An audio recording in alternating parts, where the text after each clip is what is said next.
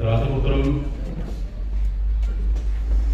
آج ہم کچھ 5-7 منٹ تاخیر سے آغاز کر رہے ہیں، لیکن آپ نے پریشان نہیں ہونا، انشاءاللہ اختصار کے ساتھ بات ہوگی۔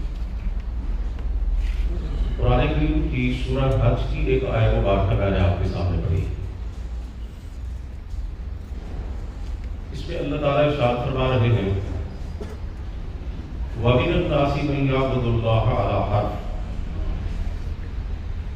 بعض لوگ ایسے ہوتے ہیں کہ جو کنارے پر کھڑے ہو کر اللہ تعالیٰ کی بندگی کرتے ہیں۔ فَإِنْ أَصَابَهُ خَيْرٌ، اگر انہیں بھلائی پہنچے، اطمأنَّ بِهِ، تو بڑے مطمئن ہوتے ہیں۔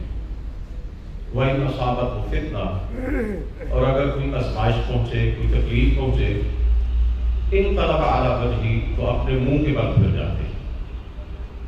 خسر الدنیا والآخرہ، ان کا یہ رویہ دنیا میں بھی نقصان کا باعث ہے اور آخرت میں بھی گھاٹے کا سبب ہے۔ ذالک هو الخسران المبین، یہی سب سے بڑا گھاٹا ہے۔ یہ آیت مبارکہ عرب کے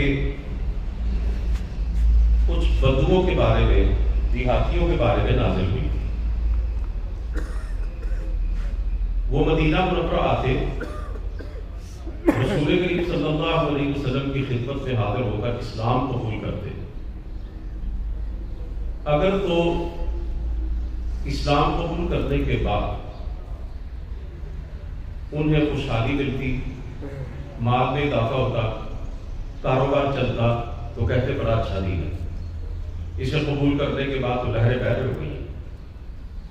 اور اگر انہیں کوئی تکلیف پہنچتی، مصیبت پہنچتی، کاروبار میں کوئی نقصان ہوتا، مال و دولت میں کمی آتی، تو پھر کہتے ہیں یہ کیسا دین ہے کہ جسے قبول کرتے ہی جناب دنیا کی تکلیفیں اور مصیبتیں آنا شروع ہو گئی۔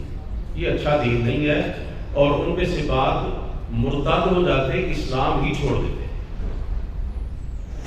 اللہ تعالیٰ نے ان کے بارے میں یہ ارشاد فرمایا کہ ان کا یہ رویہ دنیا میں بھی ان کے لیے گھاٹے کا باعث ہے اور آخرت میں بھی انہیں نقصان ہی نقصان ہوتا ہے۔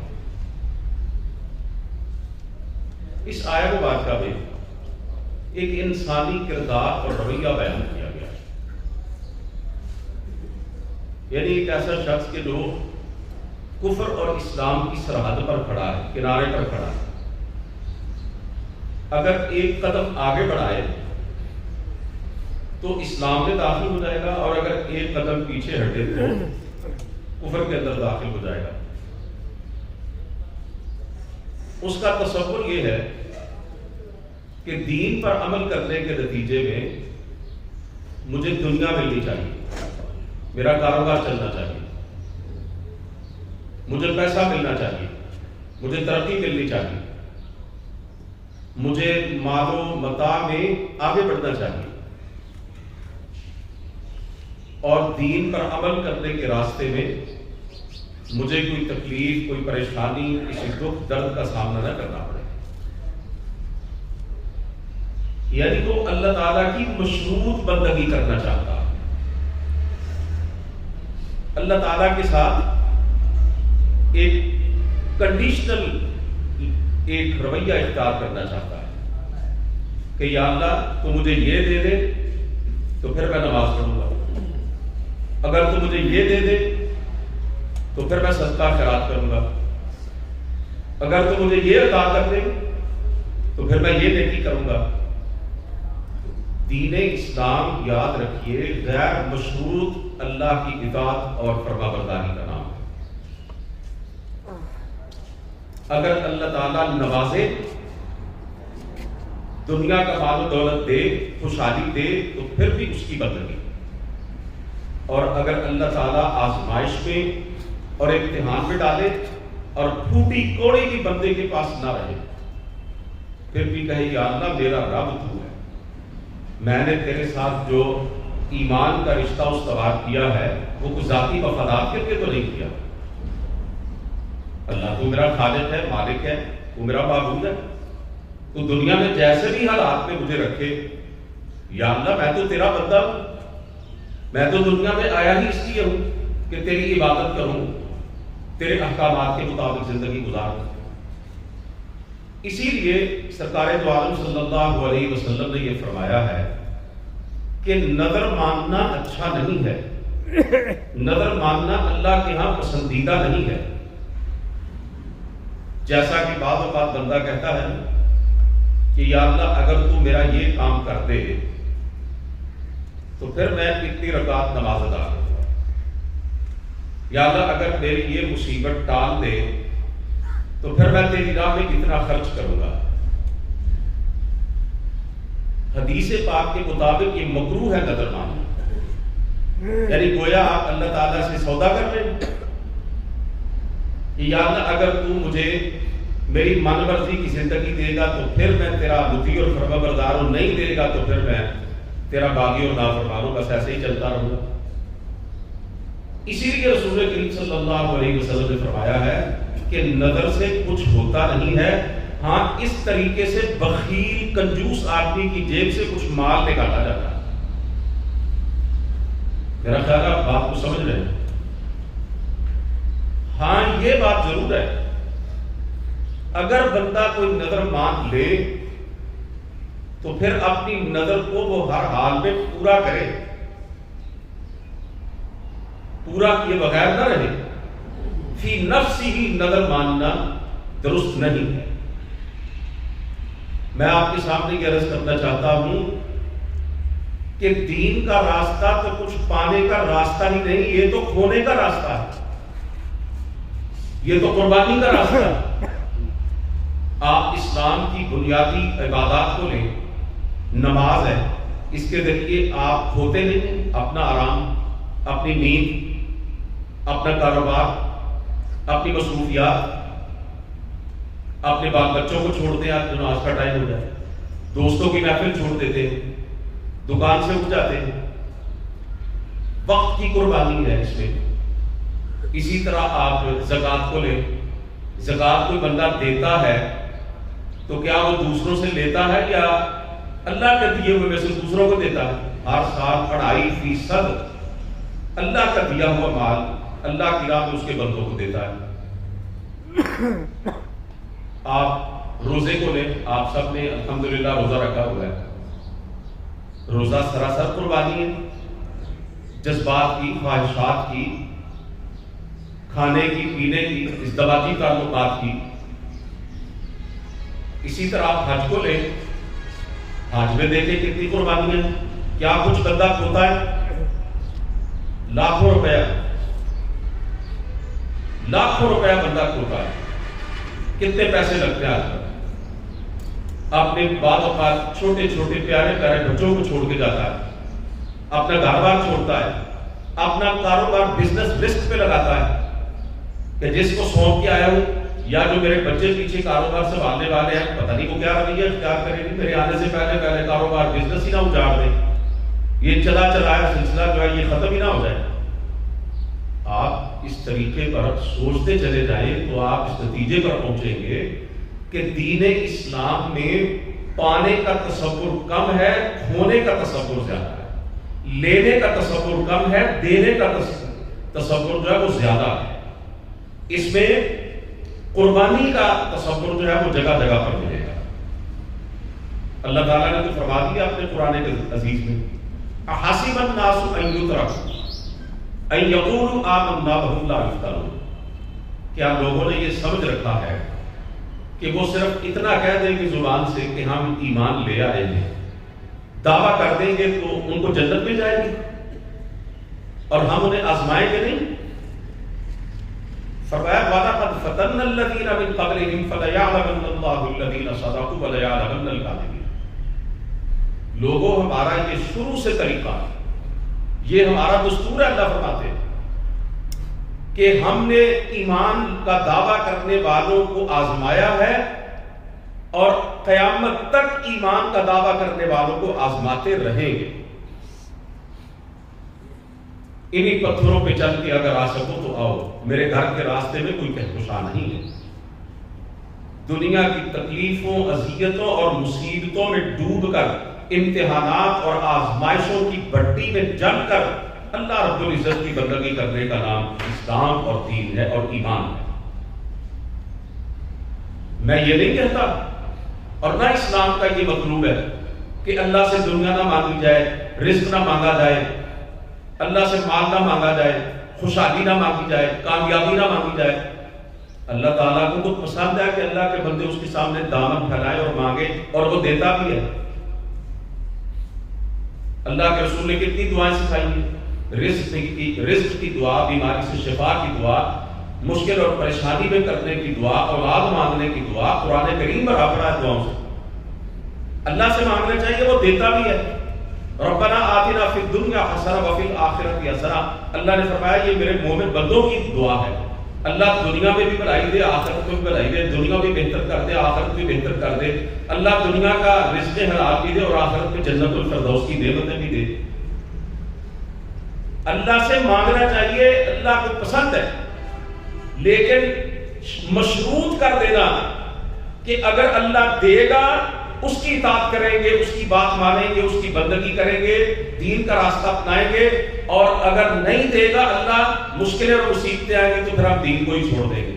آپ نے بعض لوگ ایسے دیکھے ہوں گے جب ان کے پاس کچھ پیسہ، کچھ مال، کچھ دولت آتا ہے، نہیں کاروبار چلتا ہے، بڑا شکر ہے یا اللہ تیرا بڑا کرم ہے، ٹوپی کس کے مسیطے جاتے ہیں، اور جب کوئی مصیبت تکلیف آ جائے، کاروبار میں تھوڑا سا گھاٹا پڑ جائے تو پھر وَإِذَا مَسَّهُ الشَّرُّ كَانَ يَئُوسًا، اللہ فرماتے ہیں پھر نا امید، پھر مایوس، پھر اللہ سے بدگمان، رب سے کوئی تعلق واسطہ ہی نہیں، کتنے مصیبتیں، کتنے بندہ۔ ایک میرے جاننے والے تھے، مسجد میں پابندی سے نماز پڑھتے آتے تھے، کافی دن گزر گئے تو نماز پڑھتے آئے، تو میں نے کہا یار آپ نماز نہیں پڑھنے آتے، مسجد کے بالکل قریب آپ کا گھر ہے۔ اب وہ سادہ سا ان پڑھ سا آدمی ہے، دیکھیے کیسے شیطان نے اسے دین سے دور کیا۔ اللہ تعالیٰ کا خوب رکھے، شیطان ہر وقت ہمارے پیچھے لگا ہوا۔ شادی کو 12-14 سال ہو گئے تھے، اولاد نہیں تھی۔ جواب سنیے گا، کہنے لگے رب پتر تے دیتا نہیں کہ نماز کی کرنا پڑے، یعنی اگر اللہ نے اولاد دی ہوتی تو نماز وہی نا۔ اللہ فرماتے ہیں بعض آدمی ایسے ہیں جو کنارے پر کھڑے ہو کر کفر اسلام کی سرحد پہ کھڑے ہو کے میری بندگی عبادت کرتے ہیں۔ اگر میں بلائی پہنچاؤں، انہیں خوشحالی دوں، مال دوں، دولت دوں، ان کے مطالبے پورے کرتا رہوں، پھر بڑے مطمئن، اطمئنا بھی، بڑے خوش۔ وَإِنْ أَصَابَتْهُ فِتْنَةٌ انقلب عَلَى وَجْهِهِ، اور اللہ فرماتے ہیں اگر تکلیف مصیبت میں امتحان میں ڈال دوں تو پھر منہ کے بل پھر جاتے ہیں۔ یہ منہ کے بل ہی پھرنے والی بات ہے۔ یہ رویہ کیا ہے؟ خسر الدنیا والآخرہ، یہ دنیا اور آخرت میں خسارے کا رویہ۔ اور حضرت اقبال نے کیا کہا؟ یہ نب کا فصل گل و لالا کا نہیں پاتا، بہار ہو کے خزاں لا الہ الا اللہ، کہ یہ جو دین ہے یہ صرف اچھے اوقات کا دین نہیں ہے، یہ برے سے برے اوقات کے اندر بھی عمل کرنے کے لیے اللہ تعالیٰ نے اتارا ہے۔ بہار خزاں، یہ کلمہ لا الہ الا اللہ ہر موسم کے اندر جاری و ساری رہنے والا کلمہ۔ آپ صحابہ کرام کی طرف دیکھیں، اس دنیا کے سچے مومن، بہترین مسلمان، کیا صحابہ کرام نے اسلام قبول کر کے پایا زیادہ تھا یا کھویا زیادہ تھا؟ آپ بتائیے ذرا۔ ہماری تو چھوٹی سی خواہش پہ زیادہ بڑھ جائے نا تو ہم سوچنا شروع کر دیتے ہیں کہ اب یہ اللہ اور اس کا رسول تو یہ فرماتے ہیں اب کیا کریں گے؟ سود حرام ہے، کیوں جی؟ یقین جانے کئی مومن ایسے ہیں کاروبار کا جو طریقہ انہوں نے اختیار کیا وہ سودی ہے، حرام ہے، ناجائز ہے، اور اس میں انہیں یہ خدشہ ہوتا ہے کہ اگر اس کو چھوڑا تو گھاٹا پڑ جائے گا، گھر جا کے بڈھی نواتے رہے، لیکن اللہ تے رسول نے آ گیا ہوں دس اگوں کے میں کرنا، بعد اولاد سے مشورے کرنا شروع کر دیتے ہیں۔ یہ مسلمانی ہے؟ یہ مومنانہ زندگی ہے؟ مومنانہ طرز عمل تو یہ ہے ساری دنیا کی دولت بھی اگر اللہ کی نافرمانی کی قیمت پر ملتی ہے، بندہ اسے جوتے کی نوک پہ رکھے اپنے رب کے حکم کو پورا کرے۔ حضرت شعیب رومی رضی اللہ تعالیٰ عنہ مکے میں رہے، بڑا کمایا، بڑے پیسے تھے ان کے پاس، ہجرت کرنے لگے تو مکے کے کافروں نے کہا شعیب تیرے پاس جتنا بھی مال دولت ہے نا جو تو اپنے ساتھ مدینے لے کے جانا چاہتا ہے، یہ تم نے ہمارے شہر میں رکھ کے کمایا، ہمارے درمیان رکھ کے کمایا، ایک سودا ہم سے کر لے، ساری زندگی کی جمع پونجی ہمارے حوالے کر دے، مدینہ منورہ چلا جا، اور اگر تو ایسا نہیں کرتا ہم تجھے جانے نہیں دیں گے۔ ایک طرف ساری زندگی کی کمائی تھی اور دوسری طرف ایمان اور اسلام تھا۔ حضرت شعیب نے کہا لو یہ تم نے کیا بات کی، اتنا سستا سودا، میں سمجھتا تھا پتہ نہیں تم کیا شرط لگانا چاہتے ہو، بس یہ چند ٹکے لو، ساری میری زندگی کی کمائی لو۔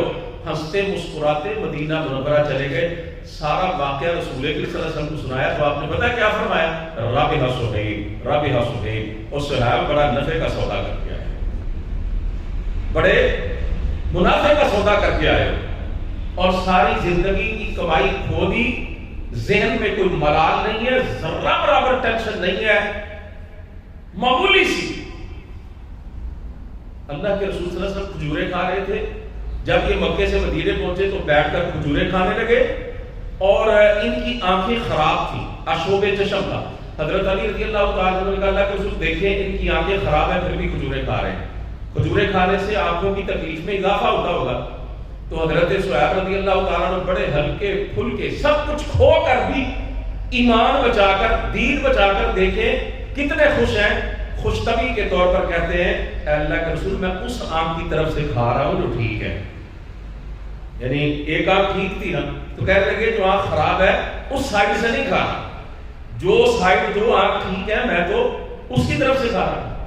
یہاں پہ نوجوان بیٹھے ہیں بڑی تعداد میں، زیادہ تر نوجوان ہیں، اللہ کے رسول کے بڑے خوبصورت نوجوان صحابی تھے حضرت مصعب بن عمیر رضی اللہ عنہ، پتہ کتنے خوبصورت تھے، غزوہ احد میں شہید ہوئے تھے تو افواہ پھیلی تھی کہ اللہ کے رسول شہید ہو گئے، آگے آپ سوچ لیں کتنے حسین و جمیل، بڑے مالدار، لاڈلے، چہیتے، ماں باپ کی آنکھوں کا تارا، اس وقت کا سب سے مہنگا سوٹ پہنتے اور ایسا جوتا پہنتے کہ جس میں وہ سونے کی تاریں بھی لگی ہوتی تھی، مہنگا ترین پرفیوم اور خوشبو استعمال کرنے والے، انہیں کوئی کام نہیں تھا دنیا جہان کا، بس اپنے کپڑوں کی طرف، اپنے جوتوں کی طرف اور اپنی خوبصورت زلفوں کی طرف توجہ دیتے، ہر وقت اپنے یعنی حسن و جمال کی طرف توجہ دیتے، بننے سنورنے میں لگے رہتے۔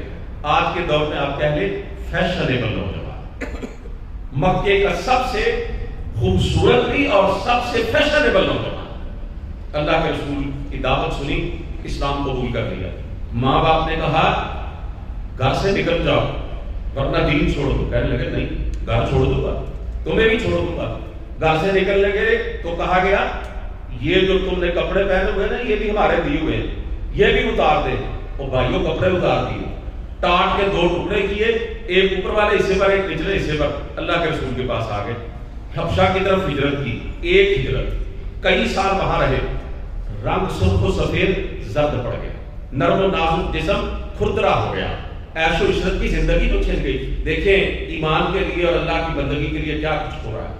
کئی سال بعد یہ نوجوان واپس آیا، پھر تھوڑی دیر کے بعد اللہ کے رسول نے فرمایا اے مصعب مکے میں کچھ میرے ساتھی وہ اسلام کی تبلیغ کے لیے ترس رہے ہیں، انہوں نے اللہ کا دین قبول کیا ہے، انہیں جا کے قرآن سکھا اور اسلام کی باتیں سکھا۔ اللہ کے رسول صلی اللہ علیہ وسلم نے بعد میں ہجرت کی، اس نوجوان نے پھر دوسری ہجرت کر کے مدینے جا کر اللہ کے رسول کے آنے سے پہلے بہت سے بڑے بڑے چودھریوں کو بھی اللہ کی توفیق سے مسلمان کر دیا، فدا ہموار ہو گئی۔ غزوہ بدر ہوا، اللہ کے رسول فرمایا یہ جھنڈا لشکر کا تیرے ہاتھ میں ہوگا۔ پھر غزوہ احد آیا اگلے سال، فرمایا اب بھی جھنڈا تیرے ہاتھ میں ہوگا۔ جھنڈے کو پکڑا ہوا ہے، ہاتھ کاٹ دیا کسی کافر نے تلوار مار کر، دوسرے ہاتھ میں پکڑ لیا، وہ ہاتھ بھی کاٹ دیا گیا، بازوؤں کا حلقہ بنا کر جھنڈے کو سینے سے لگا دیا، جب تک جسم میں جا رہا ہے اللہ کے نبی کا اور اسلام کا جھنڈا نہ گرے، سینے میں برچھا مارا گیا، جامِ شہادت پوش کیا، جب تک زندگی کی رمق باقی رہی جھنڈا نہیں چھوڑا، شہید ہو گئے۔ اور دیکھیے جب شہداء کو وقت دفن کرنے کا وقت آیا نا اللہ کے رسول صلی اللہ علیہ وسلم کی آنکھوں میں آنسو آ گئے، آپ زاروں تکار رو پڑے۔ حضرت مصعب کی میت کو لایا گیا، میرے نبی کے جذبات قابو میں نہ رہے، میرے آقا حسن و ملال کا پیکر بن گئے، آنسوں کی برسات میں آپ نے فرمایا میں اس نوجوان کو جانتا ہوں، یہ پورے مکے میں خوبصورت اور سجیلا نوجوان تھا، عیش و عشرت میں پلا ہوا تھا، دنیا کی ہر نعمت اس کے پاس تھی، آج اللہ کی اطاعت اور بندگی میں، دین اور ایمان کے راستے میں اسے دیکھو کفن کا کپڑا بھی میسر نہیں ہے، چھوٹی سی چادر تھی، وہ سر کی طرف ڈالتے پاؤں ننگے ہو جاتے، پاؤں کی طرف ڈالتے سر ننگا ہو جاتا۔ میرے نبی نے فرمایا مصعب کے سر کو ڈال دو اور پاؤں پہ اذخر گھاس ڈال کر اس کو دفن کر دو۔ اسلام تو قربانی مانگتا ہے، ہم یہ کہتے ہیں ایسا دین، ایسا میٹھا میٹھا دین کہ ہماری خواہشات بھی چلتی رہے، ہمارے جذبات بھی پورے ہوتے رہے، ہر طریقے سے ہمارے ارمان بھی نکلتے رہے اور اللہ کا دین بھی بچتا رہے اور ہمارا ایمان بھی محفوظ رہے، حج کعبے کا کیا اور گنگا کا اشنان بھی، خوش رہے رحمان بھی، راضی رہے شیطان بھی، ایسا نہیں ہو سکتا۔ اسی طرح میرے بھائیوں، بعض لوگ ناقص اور ادھورا اسلام جو ہے نا اس پہ عمل کرتے ہیں اور چاہتے ہیں ایسے ہی کام چلتا رہے۔ مسجد میں اسلام چاہیے، مارکیٹ میں اسلام نہیں چاہیے، منڈی میں اسلام نہیں چاہیے، بازار میں اسلام نہیں چاہیے، تجارت میں اسلام نہیں چاہیے، نماز میں اسلام چاہیے، ہمیں معیشت میں اسلام نہیں چاہیے، عبادت میں اسلام چاہیے، شادی بیاہ میں اسلام نہیں چاہیے، نماز پڑھیں گے اللہ کے رسول کے طریقے کے مطابق، چھوٹی سے چھوٹی بات پاؤں سے پاؤں کیسے ملانا ہے، فاتحہ پڑھنی ہے کہ نہیں پڑھنی، آمین اونچی کہنی ہے کہ نہیں کہنی، رفع یدین کرنا ہے کہ نہیں کرنا، چھوٹی چھوٹی چیزیں ساری اللہ کے رسول کے طریقے کے مطابق ہوں گی۔ لیکن شادی بیاہ میں اسلام نہیں، وہاں موسیقی بھی ہوگی، وہاں ناچ گانا بھی ہوگا، وہاں مرد و زن کا اختلاط بھی ہوگا، وہاں بے پردگی بھی ہوگی، وہاں ناچنا اور گانا بجانا بھی ہوگا، وہاں پہ شراب بھی چلے گی، ہمارے نوجوان جو بچے بچیاں وہ شوگر بھی لگائیں گے، سب کچھ ہوگا۔ حضرات محترم، یہ ناقص اور ادھورا اسلام اللہ کے ہاں قابل قبول نہیں ہے، یہ ایمان اور اسلام نہیں، یہ منافقت ہے، میں عرض کر رہا ہوں، یہ مرضی کا دین ہے، یہ اللہ کا پسندیدہ دین نہیں ہے۔ اللہ فرماتے ہیں یا ایھا الذین آمنوا ادخلوا فی السلم کافہ، اے ایمان والو اسلام میں پورے کے پورے داخل ہو جاؤ، ولا تتبعوا خطوات الشیطان، شیطان کی پیروی نہ کرو، تمہاری زندگی کے ہر خانے کے اندر اللہ کی بندگی ہو، ایسا نہ ہو کسی خانے میں اللہ کی بندگی اور کسی میں شیطان کی بندگی، کہ مسجد میں تو اللہ کی بندگی ہے اور دکان پہ جاؤ تو شیطان کی بندگی کرو، نماز میں تو اللہ کی بندگی کرو اور کاروبار میں شیطان کے پیچھے چلو، عبادات میں تو اللہ رسول کے بتائے طریقے کے مطابق چلو، اور معاملات زندگی کے اندر اپنے یا اللہ کے دشمنوں کے یا غیروں کے یا شیطانوں کے بنائے ہوئے طریقوں کے مطابق زندگی گزارو۔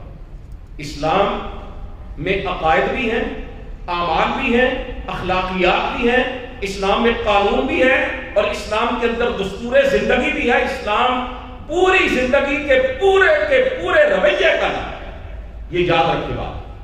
ہم یہ کہتے ہیں اسلام مکمل ضابطہ حیات ہے، اس کا کیا مطلب ہوتا ہے کہ زندگی کا کوئی گوشہ اور پہلو ایسا نہیں ہے جس میں ہمارے دین نے، ہمارے رب نے اور ہمارے رسول نے ہماری رہنمائی نہ کی۔ اچھا، بعض لوگ اسلام کو کاٹ کے آدھا حصہ ادھر کر دیتے اور آدھا حصہ ادھر کر دیتے، مثلاً وہ کہتے ہیں جی نماز، روزہ، حج، زکات، ٹھیک ہے یہ ارکان اسلام ہے، یہ تو اپنی جگہ پر ہے، یہ دین ہے، لیکن یہ جو سیاست اور حکومت کے اندر دین کی بات کی جاتی ہے نا، یہ ٹھیک نہیں ہے۔ اور بہت بڑے دانشور اور فلسفی کہتے ہیں لو سیاست کا دین نہ کی تعلق ہے، بات یہاں تک بڑے 30 مارکہ بنتے ہیں، بڑے فلسفی بنتے ہیں۔ وہ مولوی صاحب جمعے کے خطبے میں وہ کوئی بات کرتے ہیں نا حکومت کے حوالے سے، اقتدار کے حوالے سے، انتخابات کے حوالے سے اور سیاست کے حوالے سے، کہتے ہیں مسیطہ دے وچ سیاست کا کی کام، اور پاگل دے پترو، جو سب سے بڑا اس کائنات کا خطیب تھا وہ میرا نبی، اس دنیا کا سب سے بڑا سیاستدان، سب سے پسندیدہ کامیاب حکمران بھی تھا، تمہیں پتہ نہیں ہے؟ مدینہ منورہ کی ریاست کا سربراہ کون تھا؟ مدینہ کی حکومت کس کے ہاتھ میں تھی؟ ریاست مدینہ کی بات کرنے والے بے وقوفوں، اس ریاست کا حکمران صدر وزیر اعظم کون تھا؟ اور میرا اور آپ کا نبی تھا اور کون تھا؟ کیا میرے پیغمبر نے مسجد نبوی کے مصلی پہ کھڑے ہو کے نماز پڑھائی ہے تو کیا میرے نبی نے مدینے کی حکومت نہیں چلائی؟ چوروں کے ہاتھ کس نے کاٹے تھے؟ زانیوں کا سنسار کس نے کیا تھا؟ پاک دامن اور عورتوں پر جھوٹی تہمت لگانے والوں کو 80 کوڑے کس نے مارے تھے؟ چور اور ڈاکوؤں کے ہاتھ پاؤں کس نے کاٹے تھے؟ دہشت گردوں کو سزائیں کس نے دی تھی؟ سود کس نے حرام کیا تھا؟ تجارت کس نے حرام کی تھی؟ میں پوچھنا چاہتا ہوں فوجیں کس نے روانہ کی تھی؟ اسلام کا کمانڈر ان چیف اور آرمی چیف کون تھا اللہ کے رسول صلی اللہ علیہ وسلم کے زمانے میں؟ معیشت اور کاروبار کے طریقے کس نے چلائے تھے؟ بازار میں نکل کر دھوکہ دہی سے کس نے منع کیا تھا؟ وہ آپ گئے تھے نا، وہ ڈھیر گندم کا آپ نے دیکھا، ہاتھ ڈالا تو نیچے سے گیلی اور بھیگی ہوئی گندم نکلی، اوپر خشک گندم تھی۔ آپ نے بیچنے والے سے کہا یہ کیا ہے؟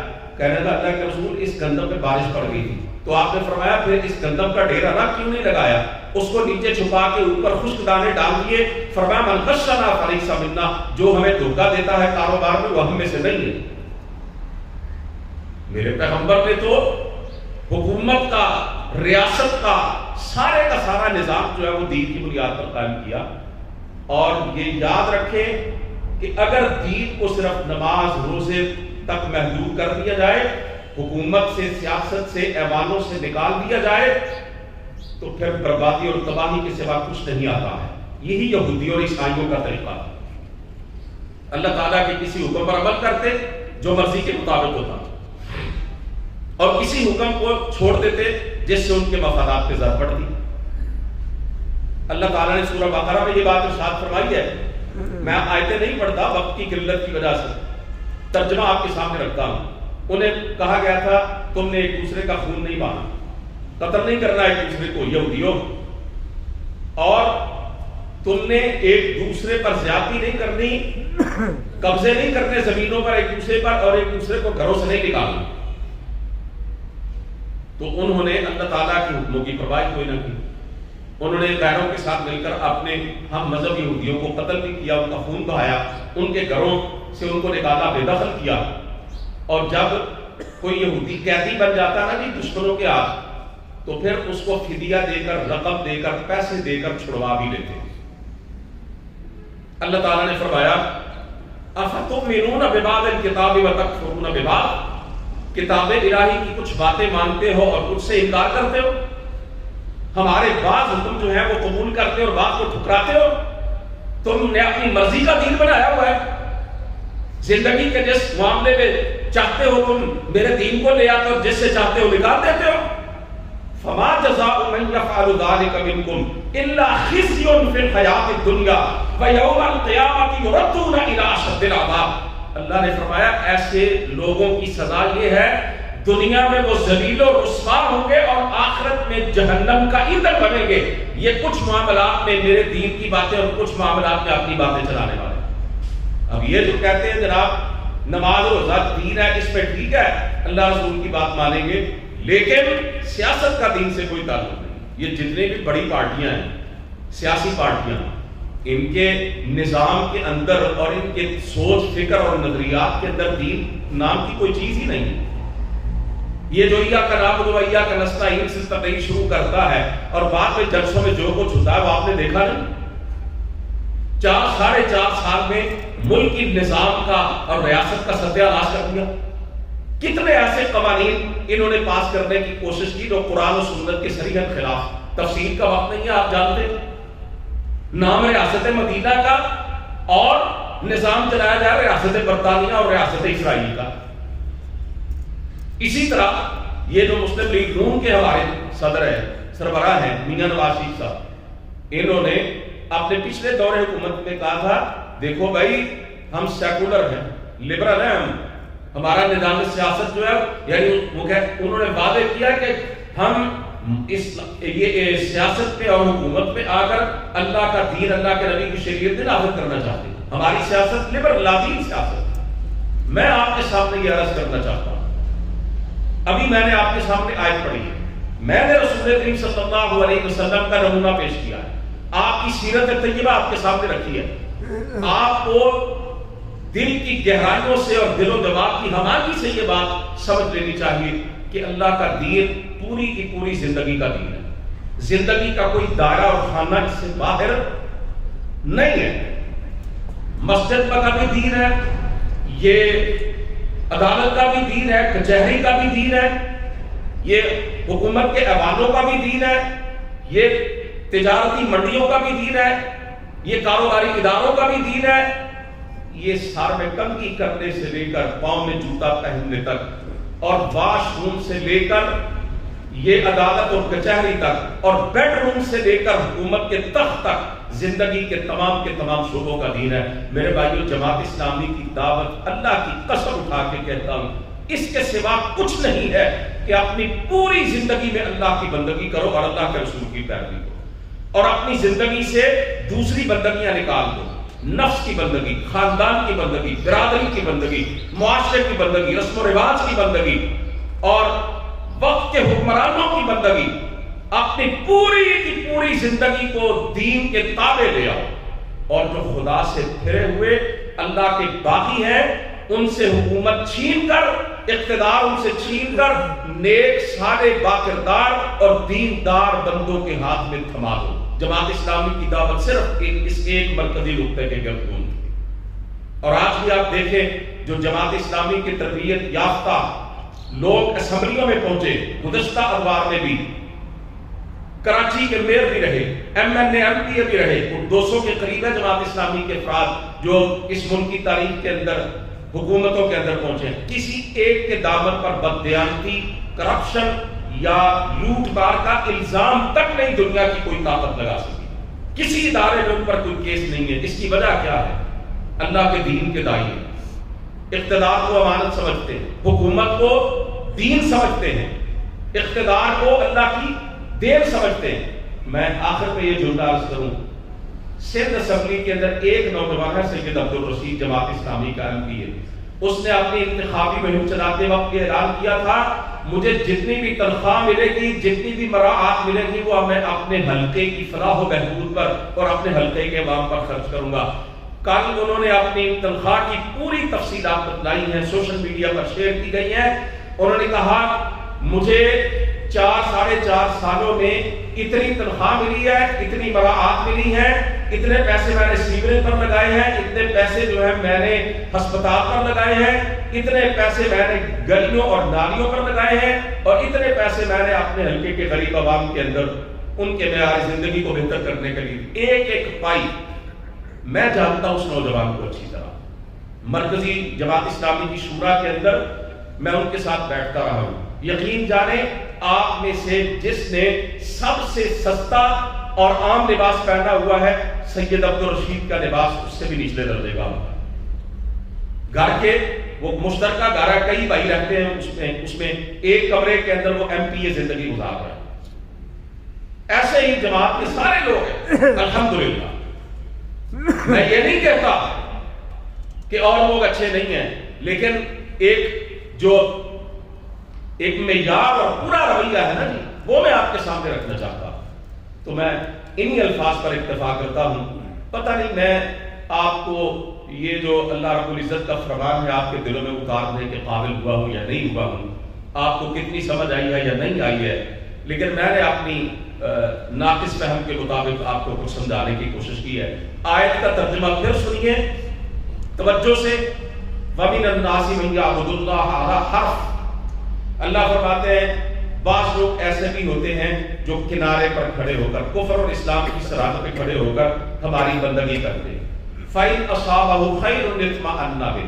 اگر بلائی پہنچتی رہے, خوشحالی آتی رہے, مفادات پورے ہوتے رہیں, بڑے مطمئن ہوتے ہیں ہم سے اور ہمارے دین سے. وَإِنْ أَصَابَتْهُ فِتْنَةٌ. اور اگر آزمائش آئے, تکلیف, مصیبت آئے, انقلب علی وجہہ, تو منہ کے بل پھر جاتے ہیں. خسر الدنیا والآخرہ ذالک هو الخسران المبین. یہ دنیا کا بھی گھاٹا کھاتے ہیں اور آخرت کا بھی, اور یہی اصل گھاٹا ہے. اللہ کی غیر مشروط بندگی اور ہر معاملے کے اندر اللہ کی بندگی, ہر شعبے کے اندر دین کی حکمرانی, یہ اسلام کا تقاضا ہے اور یہی اصل ایمان ہے. اللہ ہمیں اس کی توفیق عطا فرمائے۔ وآخر دعوانا الحمدللہ۔